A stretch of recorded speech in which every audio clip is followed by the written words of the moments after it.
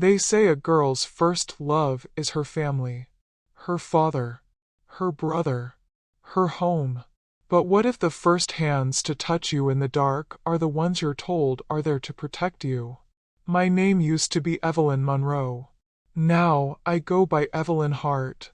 I'm 75 years old, sitting on a creaky wooden bench on my porch here in Little Grove, North Carolina.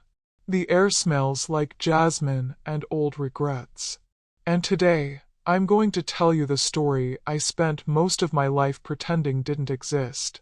Because somewhere out there is a girl like I once was, young, scared, and alone, and maybe she needs to hear this. So if you're listening, tell me in the comments where you're from. I want to know how far my voice is reaching. And please, if this story moves you even a little, give it a like. Share it. Subscribe. Because for women like me, who've had our voices buried in the floorboards of our childhood homes, every single comment is proof that someone is finally listening. I was born in 1949, deep in the South, in a house that smelled of ironed shirts, cigarette ash, and whatever secrets mothers tried to scrub off the floor. The house was small, 2 bedrooms, a kitchen, a living room, and 1 bathroom for 4 people. Me, my older brother Levi, and our parents, Margaret and Henry Monroe. Levi was 5 years older than me. Tall, green-eyed, and all the neighbors said he was the kind of boy who'd grow into trouble or greatness. Turns out, he chose both. When I was a little girl, I adored him. He taught me how to skip rocks, climb the oak tree in our backyard, and whistle through a blade of grass. But the love that starts pure can twist into something else. And no one ever warned me what to do when that happened. My father, Henry, worked at the steel plant. Every day he came home with black under his nails and whiskey on his breath. If he was in a good mood, he didn't see me. If he was in a bad one, I made myself disappear. My mother, Margaret, was a tired woman with trembling hands and sad eyes. She folded shirts, scrubbed floors, packed lunches, and prayed. She prayed that Henry wouldn't shout tonight, that Levi wouldn't sneak into my room again. But she never prayed loud enough. It started with looks. Levi would stare at me in ways that didn't feel like big brother stares. Then it became touches, a too long hug, a hand on my back that wandered, a whisper in my ear that made my skin crawl. I didn't understand it. I was just 8. I thought maybe I was being silly. Maybe I was overthinking. Maybe this is just how brothers are supposed to act. Then came Easter. I was 9, wearing a yellow dress with white lace trim that my mother made from leftover fabric. The house was full cousins, uncles, neighbors. Everyone was laughing and drinking sweet tea. And someone said I looked like a little lady now. I remember Levi's face when he heard that. His fingers gripped his soda cup so hard the plastic cracked. Later, he pulled me behind the house, into the garden shed. "You think you're grown now, huh?" he said. "Think you're cute, showing off for all those people?" I wasn't, I whispered. I was just. He cut me off. "You're mine. You hear me? Mine. Don't go looking for attention. Don't make me teach you a lesson." I didn't understand what that meant. Not really. But I understood fear. That night, I slept with my back to the wall, knees pulled to my chest. I tried to tell my mama. "Levi's acting strange with me," I said one night while she was peeling potatoes. She paused for a second, just long enough for me to see that she knew exactly what I was talking about. But she said, "He's just protective. Older brothers are like that. Don't make trouble, Evie. We already got enough of that." She went back to peeling, but her hands were shaking. That's when I knew. I was alone. And in that house, being a girl meant keeping your mouth shut, even when your body screamed. Levi started coming into the bathroom while I was washing. At first, he made excuses, said he forgot his towel or needed something. But he didn't leave. He stood there and watched. So I started bathing with my clothes on. Seriously. I'd wear a slip into the tub and only undress under the water. Even then, I'd lock the door. But one night, he kicked it down. My mother scolded him for breaking the lock. My father blamed me. Silly girl can't even wash without causing drama, he muttered. But the nights were the worst. He would come in when everyone was asleep, sit on the edge of my bed, stroke my hair, whisper things no child should hear. You're the prettiest thing in this house. You know that. I'd pretend to be asleep. I'd hold my breath. Sometimes it worked. Sometimes it didn't. On my 11th birthday, Levi gave me a plastic necklace from the dollar store. He put it around my neck and said, "Now everyone'll know you belong to me." That night, he didn't sit on the edge of my bed. He climbed into it. And this time, he didn't stop. I tried to scream. He covered my mouth. "If you yell," he whispered, "I'll tell Daddy you've been sneaking out to meet boys.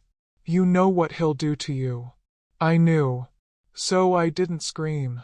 I bit the pillow and let the silence swallow me whole. After that, it became routine. 2 or 3 times a week. And each time, something inside me broke a little more. By the time I was 13, I was barely eating.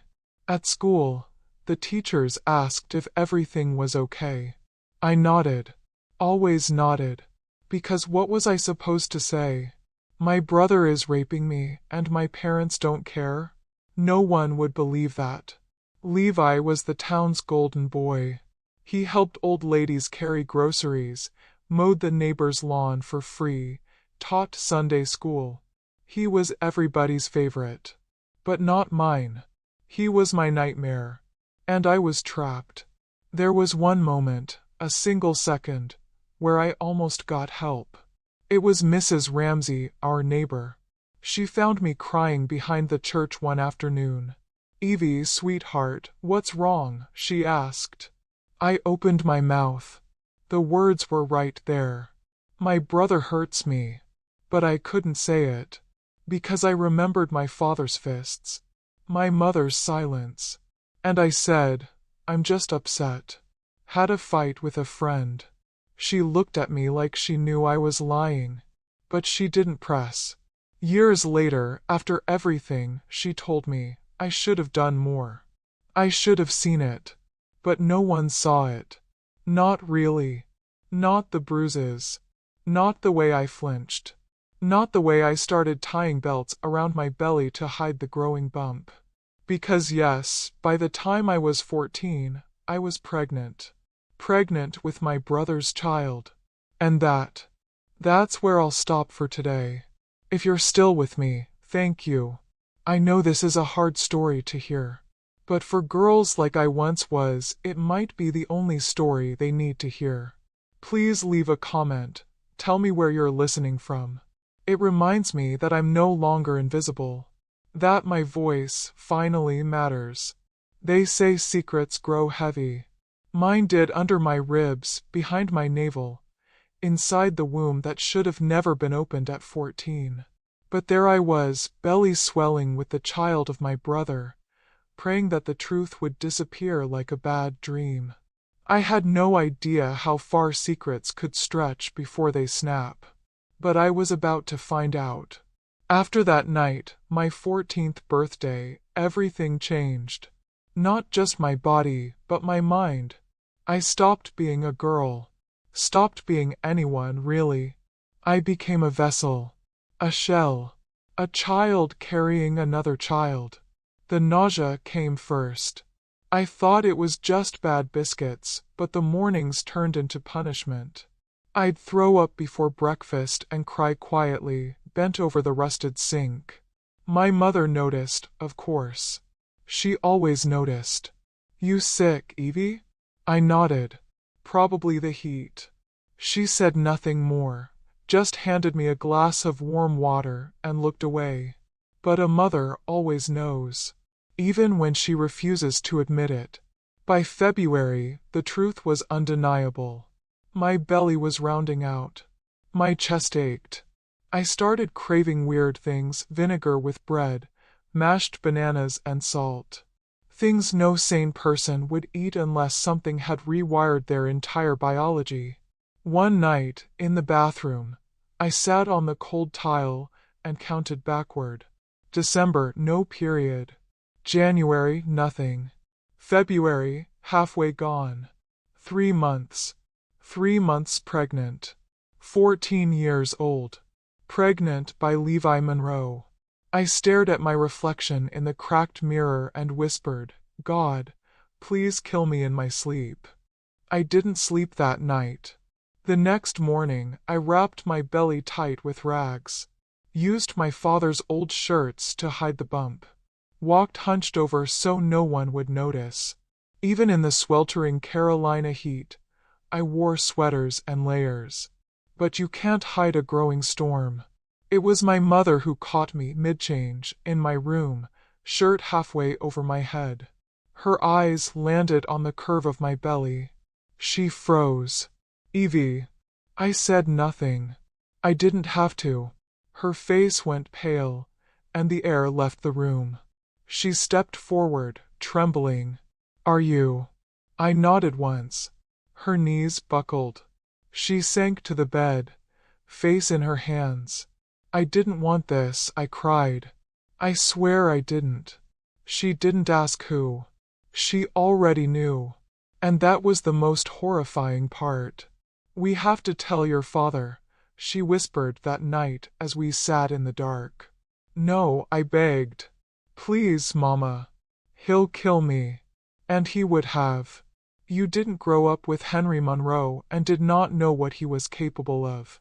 I'd seen him break plates over Mama's head. I'd seen him whip Levi with a belt just for being late to dinner. Telling him I was pregnant? That his daughter was carrying a baby? He would have killed the truth, and me with it. But the bump kept growing. By April, I looked 5 months in. Even the shawl couldn't hide it anymore. That's when everything cracked. It was a stormy night. Rain beating down on the tin roof. The house smelled like damp carpet and burned beans. Daddy came home drunk, nothing new. But this time, he was mean drunk. Kicked the door open, shouted at the dog, knocked over a lamp. Where's that no-good girl? He bellowed. I tried to hide in the bedroom. But the creaky floorboards betrayed me. He burst in. Saw the shawl. Saw the bulge. Saw red. Take that off, he said through clenched teeth. I didn't move. I said take it off. I peeled the shawl away with trembling hands. My belly, round and undeniable, greeted him like a slap across the face. He went quiet. Scarily quiet. Whose is it? He asked. No emotion. Just danger. I couldn't speak. My throat closed. Whose is it? My mother ran in. Tried to shield me. Henry, stop. Just listen. The slap came hard and fast. She fell to the floor, bleeding from the lip. That's when Levi walked in. Cool as you please. He looked at my belly. At me. Then at Daddy. I tried to warn you, Levi said. I saw her sneaking around with that boy from the corner store. Mike. Mike? A 16-year-old who barely knew my name? That lie was all it took. Daddy exploded. Stormed out the door, shotgun in hand, screaming for Mike. Levi followed him, playing the grieving brother, pretending to console him, lying with every step. I sat on the floor, next to Mama, who held a cloth to her lip and whispered, I'm sorry, baby. I should have done something. I should have stopped him long ago. But it was too late. Mike's family fled town within the week. My father had made sure everyone in Little Grove thought the boy was a predator, that he had ruined the Monroe family name. Meanwhile, Levi was crowned the savior, the son who tried to protect his sister, the boy who warned his father of a sinful girl's betrayal. But I wasn't sinful. I was shattered, and the visits didn't stop. Levi came less often, and said I was damaged goods now. But he still came, still whispered, "That baby's mine. You better never forget that." And as the belly grew, so did my rage. Not just at him, but my mother, at the town, at God, at myself. One night I tried to run. I packed a sack, wrapped Charles's first clothes, tiny onesies, soft blankets, in a pillowcase. I got as far as the porch before Daddy caught me. The beating that night left bruises on my arms, my back, and my hope. I was a prisoner now, but prisoners dream, and I started to dream of escape. Real escape. With a map, a plan, a destination. Some prisons don't have bars, just a front porch with a squeaky swing, and a father who watches every step like a warden. And a brother who slides the key into your bedroom each night like it's his God-given right. But even in that kind of prison, there's always a way out. Sometimes it's not a door. Sometimes it's a crack in the wall, a loose window pane, a whisper in the wind that says, "Run." And I, Evelyn Monroe, had finally heard it. Charles was born on a muggy September morning. My body, still barely a woman's, broke open like a floodgate. 16 hours of agony. My mother by my side, whispering prayers I didn't believe in. No doctor. Just hot water, rags, and the moaning of a girl who'd been forced to become two people at once, a mother and a survivor. When it was over, he was placed on my chest. Tiny, warm, crying. His eyes opened green. Not just green. Levi's green. I wanted to vomit. I wanted to love him. And I did. God help me, I did. Because that baby didn't choose any of this. He didn't choose to be born from horror. He didn't ask to carry a name without a father. And I swore right then, covered in blood and tears, that I'd protect him with everything I had. Even if that meant leaving behind everything I knew. Levi saw him later that day. Grinned like he'd just won a prize pig at the fair. "He's mine," he said. Spitting image. "No," I whispered. But he leaned down to the crib, eyes locked on Charles like a possession. "You can't keep him from me. We made him, Evie. Together. That means he's mine just as much as yours." It took everything in me not to scream. Weeks passed. The house was quiet after the storm of Charles's birth, but tension hummed like an electric wire. Daddy ignored the baby's cries. Mama did what she always did, watched, worried, wilted. And Levi started talking about raising Charles to be like him. "We'll teach him to be a man," he'd say. "None of this soft nonsense. He'll drink by 15. No women by 16. My kind of boy." I knew what he meant. He wasn't going to turn my son into a man. He was going to turn him into a monster. So I started planning again. But this time, I was smarter. It began with Rosie, a girl my age who had just moved to town from up north. Bold, mouthy, wore pants to church, the kind of girl Daddy would have called trouble. The kind I desperately needed. She found me one day behind the grocery store, feeding Charles a bottle, eyes sunken from another sleepless night. "You always look like you're about to cry," she said bluntly. "I'm just tired," I lied. "No. You look like you're drowning." She paused. "If you ever want to breathe, I can help." Turns out Rosie had people in D.C. She knew of a woman who ran a boarding house, took in girls like me. Girls with babies. Girls with no one. But you'll need money, she said. Bus tickets, food, some place to land. Money, the one thing I never had. Daddy controlled every penny. Mama hid dimes in flour tins, but it was never enough. That's when help came from an unexpected place. Mrs. Whitaker, the mayor's wife. She'd taken a liking to Charles at the 4th of July picnic. Held him like he was made of gold. Whispered, if you ever need anything, child, ask.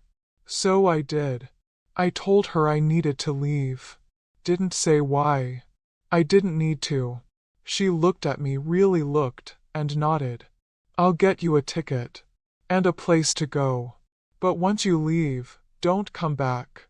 I agreed. That very afternoon, she handed me an envelope with $80 and a bus voucher. More than enough to get out of Little Grove. More than enough to disappear. I hid the money in Charles's cloth diaper stash. No one checked there. Rosie mapped the escape plan. Bus to D.C. Address of the boarding house. Name to give, Jessica Hart. Not Evelyn.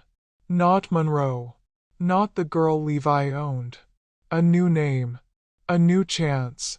The window was open. Now all I had to do was climb through it. That night I didn't sleep. I waited until the clock struck 2 a.m. Mama was snoring. Daddy was passed out in the recliner, beer can in hand. Levi was out, likely drunk or worse. I packed a single bag. Charles's clothes, a bottle of milk, one blanket, the money. I wrapped Charles tight against my chest. He didn't make a sound, like he knew. I tiptoed through the house. Every creak of the floor felt like a scream. I reached the window in the kitchen, the one with the loose hinge. Rosie had shown me how to lift it just right. I eased it open, pushed the bag through. Then Charles. Then I swung my leg over, heart pounding like thunder. Freedom was 3 feet away. And then, a voice behind me. Really leaving, huh? I froze. Levi stood in the doorway, shirtless, barefoot, eyes cold. Charles whimpered. I pulled him close. Going to take my boy and run? He's not yours, I said. He stepped closer. You really think you can raise him without me? You think you can leave me? You'll never make it past the station. I stepped through the window anyway. That was my answer. I ran, barefoot, carrying my baby, through the muddy fields behind the house. I didn't stop, didn't look back. But you can't outrun a man who knows all your hiding places. It was the dog that gave me away, barking at the churchyard where I hid, curled behind a tree stump. Levi found me first. Then Daddy. The beating came swift. My head hit the brick wall. I tasted blood. Charles screamed in my arms. This is your last warning, Daddy growled. You try this again, you die. And that bastard dies with you. He dragged me home by the hair. I didn't walk for 3 days. But I didn't give up. I just waited. Waited for the next crack in the wall. If you've listened this far, thank you. Your attention is my freedom. Your listening is my justice. Please subscribe, leave a comment, and tell me where you're listening from.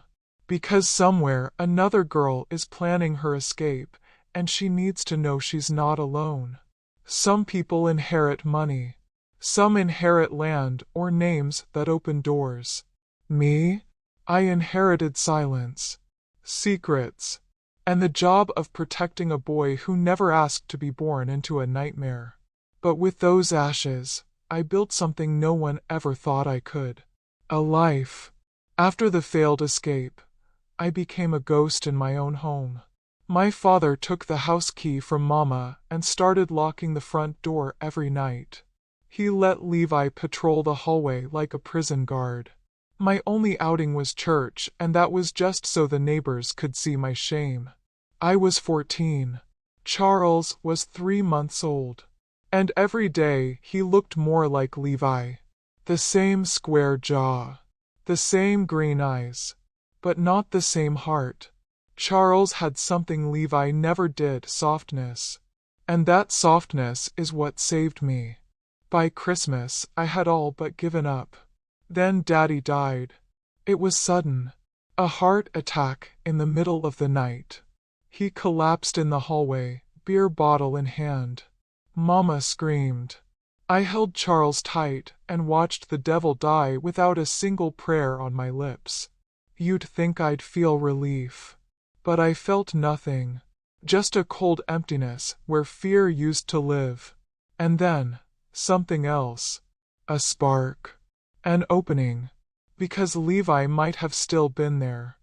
But the one man who held the keys to our prison was gone. In the days after the funeral, the house was full of people. Sympathy casseroles, whispered gossip, neighbors crying louder than Mama. Levi strutted around like he was the new king. He had the death certificate in one hand and my future in the other. Until the will was read. Everything, the house, the land, the savings, went to the male heir. Which meant Levi. Mama and I, we got permission to keep living there for as long as Levi deemed appropriate. He smirked when the lawyer said it. I wanted to claw his face off. But I didn't. Because I had another plan. That week, I made my final move. I told Mama I needed to go to the pharmacy. A lie. I was going to Mrs. Whitaker. She opened the door in her usual silk robe. Gold rings on every finger. Evelyn, she said gently. I was wondering when you'd come. I told her I couldn't stay anymore. That Charles was growing and Levi was getting worse. That my son was not going to be raised by a man who whispered in the dark and smiled while lying. She listened. Then she nodded. There's a place for you in D.C., she said. A boarding house. Owned by an old friend. Room, food, work. I wept. Because for the first time, someone wasn't just listening, they were helping. She handed me an envelope. Inside was money. A bus ticket. A contact name. But there's a condition, she said. You can never come back. And you can't write. My husband's reputation. I understood. Some people's kindness comes with boundaries. And I was grateful, even for that. The plan was set. November 3rd, 1966. 4 a.m. Greyhound bus. One-way ticket to Washington, D.C. The night before, I didn't sleep. I held Charles all night, rocking him in rhythm with my racing heartbeat. He was the only thing I owned. The only thing that ever loved me without taking. And I was about to take him far, far away. At 3 a.m. I dressed quietly. Packed one bag, formula, baby clothes, my ID under a fake name, Jessica Hart. I reached the door. And then, Mama, standing in her nightgown, silent in the kitchen. She looked at me. At Charles. At the bag. I've always known, she whispered. Since the first time you looked at him and flinched. I didn't say a word. My throat was thick with tears. I was weak, she said. I didn't protect you. But you're not weak. I hugged her. First time in years. She smelled like soap and old grief. Go, she said. Go and don't come back. Let him be free, even if you weren't. I left without looking back. The streets were dark. The air is sharp. Each step felt like walking through water. But when I saw the bus station lights, my legs moved faster. Rosie was already there, holding a paper bag with a sandwich, a baby bottle, and 25 cents for luck. We didn't cry. We didn't hug. We were girls who had seen too much to believe in happy endings. Don't forget who you are now, she said. You're Jessica Hart. No past. Just future. I nodded. The bus was half empty. Charles slept across my chest, his small hand gripping my collar. The driver called out, "Washington, D.C., next stop." As we pulled away from Little Grove, I watched the trees blur into black. I didn't cry. I didn't wave. That place had buried my voice. Now I was digging it back up. The boarding house was nothing fancy, just a 3-story home in a quiet part of town. Mrs. Martha opened the door. "You Jessica?" she asked. I nodded. "You're just a baby," she said, looking at Charles. "We're both babies," I replied. And that's how my new life began. I worked hard, up at 5, cooked breakfast, cleaned the house, nursed Charles between chores. I didn't sleep much, but I was safe. No slamming doors, no broken locks, no footsteps creeping down the hallway. Just a tired baby and a tired girl trying to survive. Over time, I learned to smile again. Charles learned to laugh, to walk, to call me Mama like it was the only name that ever mattered.